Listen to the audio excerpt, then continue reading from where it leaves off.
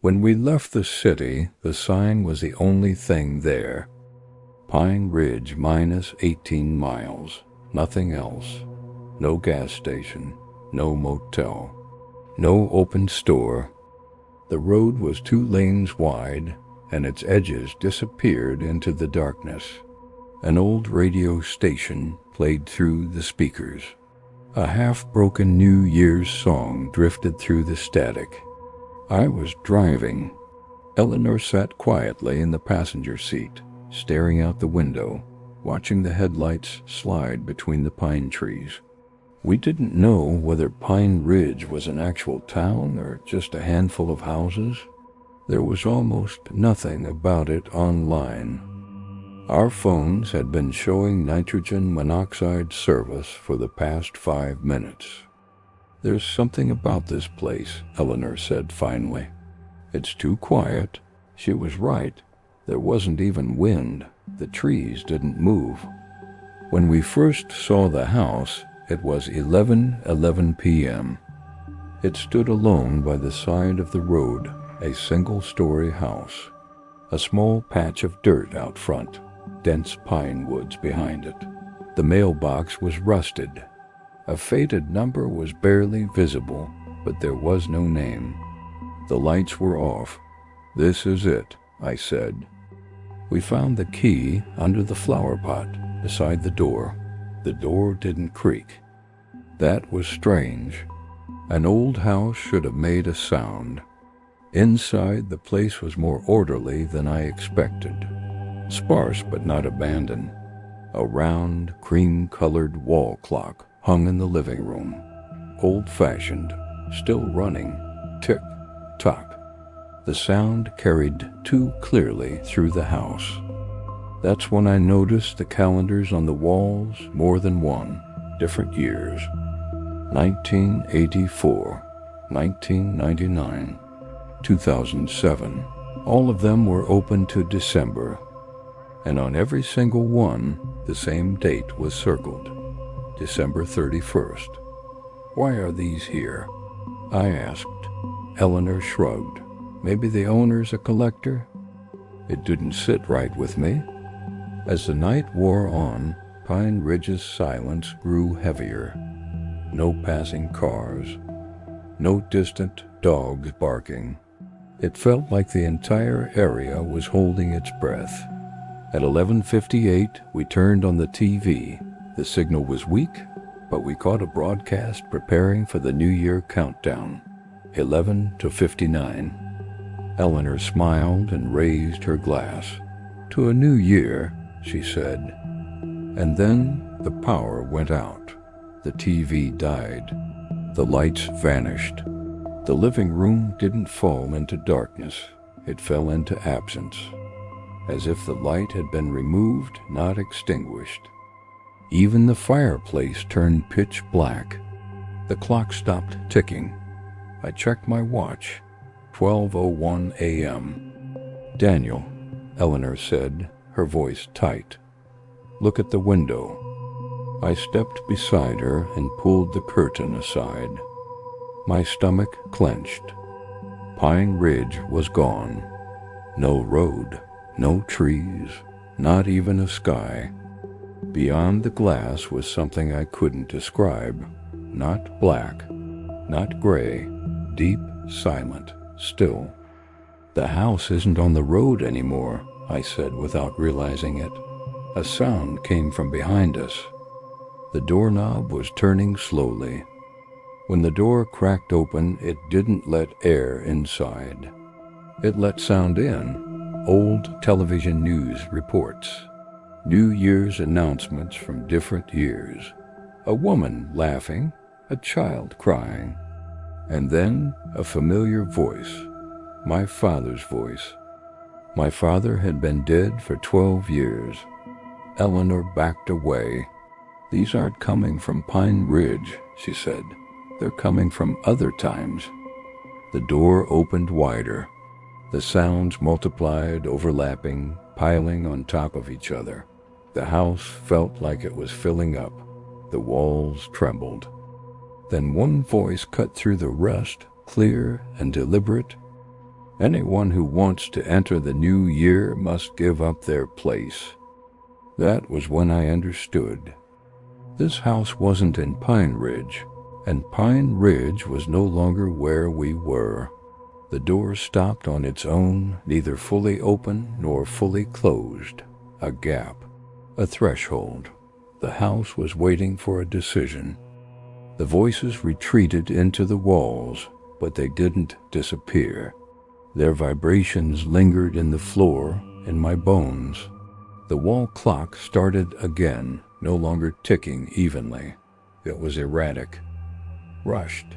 12:01 a.m. Always the same moment. Eleanor and I stood in the living room.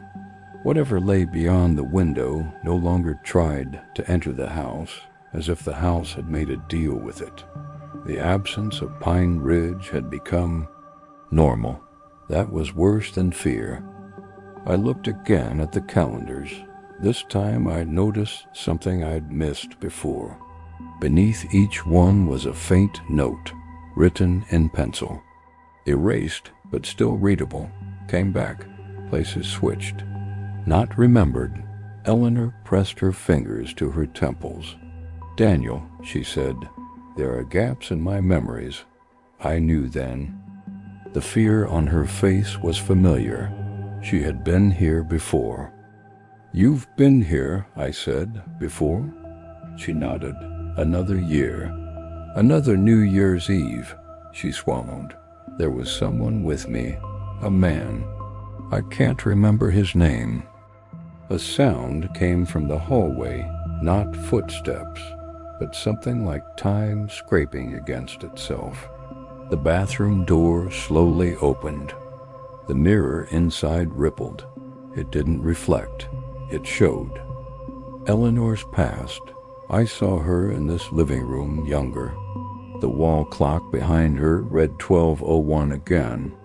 The man beside her was panicking, rushing toward the door. Eleanor stood calm, just like she was now. "Someone has to stay," past Eleanor said. "Otherwise we both get trapped."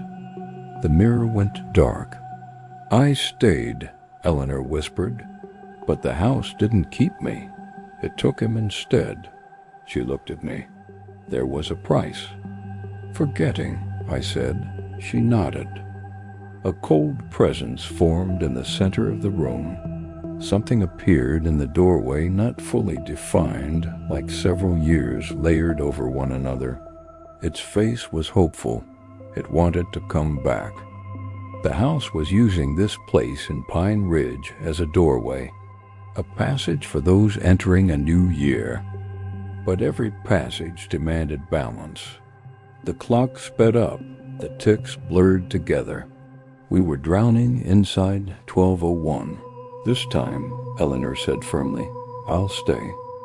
"No," I said. "We do it differently." "There isn't a different way," she said softly. "Just a different person." She took my hand. "I've already left once. The house knows me. It wants me." The figure at the door became clearer. A young woman, wearing an old coat, hair messy. Her eyes met ours, confused, relieved, ready to return. A name echoed in my mind, tied to one of the calendars. I hadn't read it, but I knew it. Eleanor walked to the calendars. There was no calendar for this year. Instead, a blank page lay on the table. She picked up the pen and circled December 31st in red. She hesitated, looked at me, smiled. "This time," she said, "someone should remember me." She wrote her name, Eleanor Wright. The house trembled, satisfied. The door opened fully. The woman stepped inside. Eleanor stepped onto the threshold. For a brief moment, Pine Ridge returned, the whisper of pine trees, distant wind, the cry of an owl. Everything felt normal. Eleanor leaned close to me and whispered, "If you ever see the Pine Ridge sign again, turn back." Then she crossed over. The lights came on. The TV flared to life. The announcer shouted, "Happy New Year." I checked my watch. 12:02 a.m. I ran to the window. The road was back. Pine Ridge Road stretched ahead. Pine trees stood where they should. Pale stars dotted the sky. The door closed. Eleanor was gone. What followed is a blur. Police, questions. Were you alone? Was anyone with you? No, I said. It wasn't a lie. The house had erased her traces. Months passed. I couldn't find Pine Ridge on any map. But some nights, flipping through old TV channels, I catch New Year's broadcasts. The audio overlaps, voices bleed together. And sometimes I hear a laugh, short, clear, Eleanor's. I look at my calendar. Every year, December 31st is circled in red. There's a name written beneath it. I know it, but I don't say it out loud. Because I learned the house's rule. Those who return are remembered. Those who stay behind become the house. And in Pine Ridge, every new year, someone finds a home.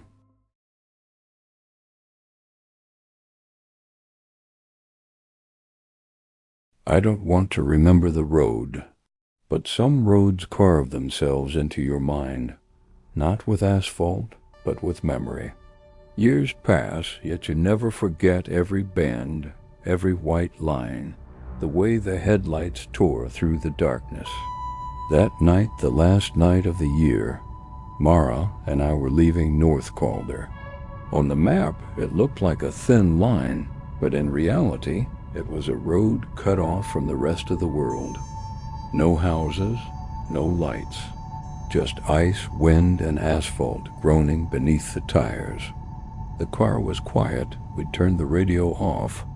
Mara was dozing, her head against the window, her breath leaving fog on the glass. I gripped the steering wheel with both hands. Driving on ice turns you into someone who prays without realizing it. Not to God, to yourself. You're in control, you tell yourself. Stay calm. Then I saw her. At first I thought she was a shadow, a dark smudge standing in the middle of the road, sliding into the headlights. I took my foot off the gas. The shadow didn't move. As we got closer, it took shape.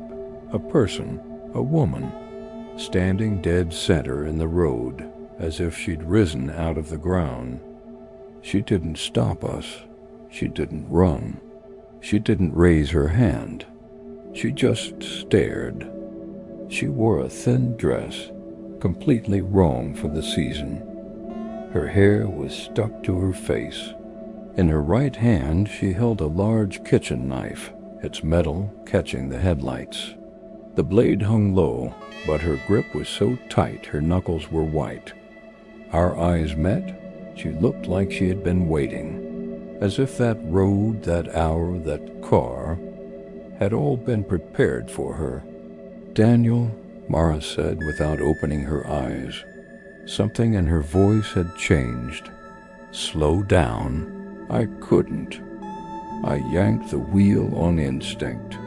The tires lost their grip on the ice. For a split second, the car felt weightless. Then the world tilted sideways. Mara screamed. The car spun and slammed hard onto the shoulder. The engine died. Silence. Then screaming. The woman was screaming. It didn't sound human. It wasn't a warning. It was a call. A call demanding that we open the door. She raised the knife and ran toward us. Her feet slid on the ice, but she never fell, like the road belonged to her. I turned the key, the engine coughed. She jumped onto the hood. She was right in front of the windshield now. I saw her face clearly. Her eyes were enormous. There was no fear in them. No pain, only resolve. She brought the knife down onto the glass. Once, twice, 3 times. The windshield cracked but didn't shatter. Mara was screaming, sobbing uncontrollably. I floored it. The woman screamed. The knife slid off the glass. I jerked the wheel again hard, reckless. She was thrown to the side, rolling off the hood. The road ahead cleared. I didn't stop.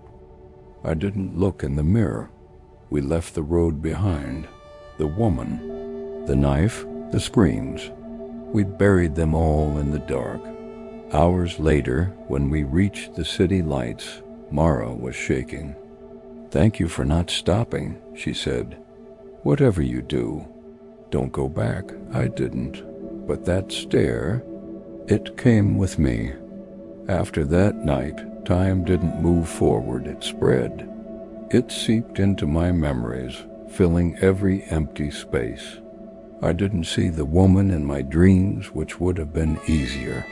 I remembered her while awake, in reflections on cafe windows, in the glint of metal in a stranger's hand while waiting at a red light. Sometimes it was a sound, the dry, bone-deep thud of the knife hitting glass, that made me flinch and step back. Mara seemed to forget.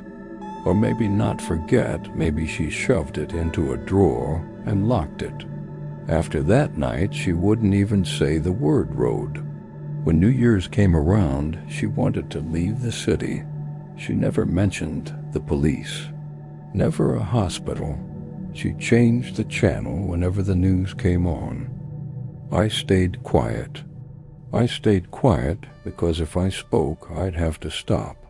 And stopping was the one thing I didn't do that night. Years later, a short clip appeared on the local news. A single-car accident on an icy road in a town where winter had come early. The anchor said the driver fled the scene. The footage showed a shattered windshield. Long scratches ran across the cracked glass like knife marks. My hands locked on the steering wheel. I went home early that day. Mara wasn't there. A single envelope sat on the table, my name written on it, Daniel. A photograph slipped out. A snow-covered road. A woman's silhouette standing in the middle of it. On the back, there was one sentence. Some roads never end. The address was outside the city, near an old ice rink. She didn't answer her phone. Her shoes weren't by the door. I went. The road was familiar, the same white lines, the same wind, the same feeling. The woman stood in the center of the rink. This time she didn't have a knife. Her eyes were the same. "You left her here," she said. At the edge of the ice, Mara was kneeling. She looked at me and spoke for the first time. "Daniel," she said, "I was relieved that night, too. That's when I understood. The guilt wasn't meant for just one person. It had only been wearing my face." The ice cracked. This time I stopped. I reached out. I slipped, but I didn't let go.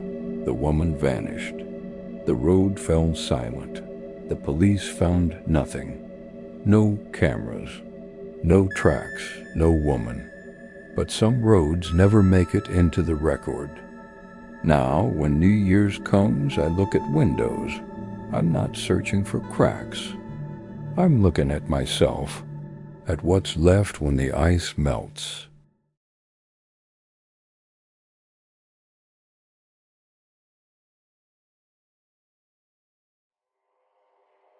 It took my father years to tell me this story. Tell isn't really the right word. He shared it in fragments, often as if he were describing some other memory, sometimes stopping mid-sentence and going silent. He never managed to form a complete account of that night. It was as if the closer the words got to what had happened, the more they fell apart. That New Year's Eve, my father and his childhood friend Victor had gone to a lakeside cabin tucked away between the mountains. Winter had come early. The lake had been completely frozen for weeks. My father always emphasized this point. The ice was thick, you could have driven a truck across it. The insistence in his voice felt like a defense, something he needed to state before anything else. The cabin was a single-story structure, old, surrounded by pine trees facing the lake. There was electricity, but it was weak. The lights flickered whenever the wind picked up. Once night fell, the cabin looked like a single yellow dot suspended at the edge of the frozen water. My father and Victor spent the evening quietly. Hardly any alcohol. My father made a point of mentioning that.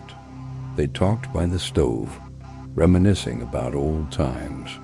As the clock approached 11, the wind outside died down. A deep silence settled in. My father described it like this. It felt like the world was holding its breath. That was when the first light appeared. My father was looking out the window when, on the far side of the lake where there should have been nothing but darkness, there was a sudden flash. It wasn't steady like a lantern, and it wasn't instant like lightning. It was a blinding white burst that lasted a few seconds, then vanished. Victor didn't say anything at first. They both stood up at the same time.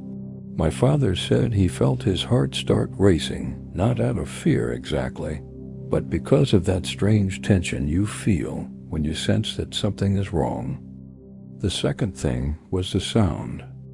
A voice carried across the lake, not from beneath the ice, but echoing over it. A child's voice, clear, thin, and unsettlingly calm. Whenever my father reached this part, he would always pause, as if he didn't want to repeat the word, help. The child wasn't crying. The voice didn't shake. It was just there. Victor moved for the door immediately. My father admitted that he hesitated for a moment, because the sound wasn't coming from where it should have. It wasn't from the far shore or from nearby. It was coming from the middle of the lake. Still, they went outside. The cold hit their faces. There was no moon that night. The sky was overcast. The only light came from the weak glow behind the cabin and the reflection off the snow. When they stepped onto the ice, my father said he felt an instinctive unease, despite knowing how thick it was. At first, the child appeared very far away, a small figure in the darkness, not smaller than it should have been, but clearer than it should have been. Shoes, a coat, the shape of a head, all visible, yet no face. Or maybe there was one, and my father simply couldn't remember it. Victor shouted, "Stay where you are." The child didn't respond. Then came the second burst of light. This one was closer, harsher.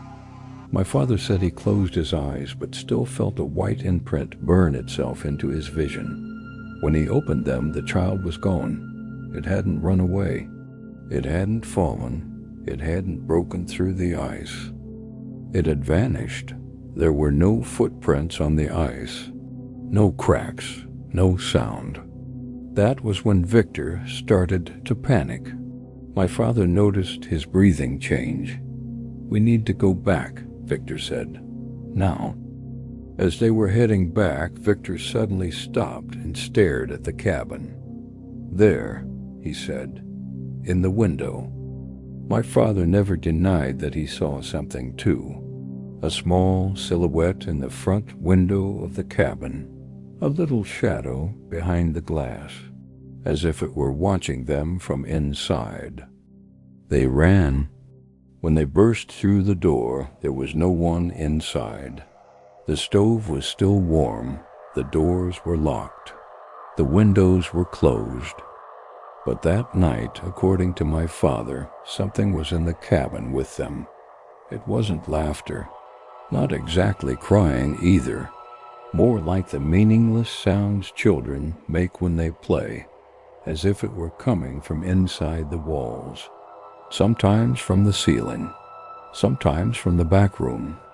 They didn't speak about it. When morning came, they packed up and left as if nothing had happened. My father never went back to that lake. He and Victor never spoke about it again. But every New Year's Eve, when the lights flicker, even for a moment, my father looks toward the windows. I still don't know what that light was, he says, but something was watching us,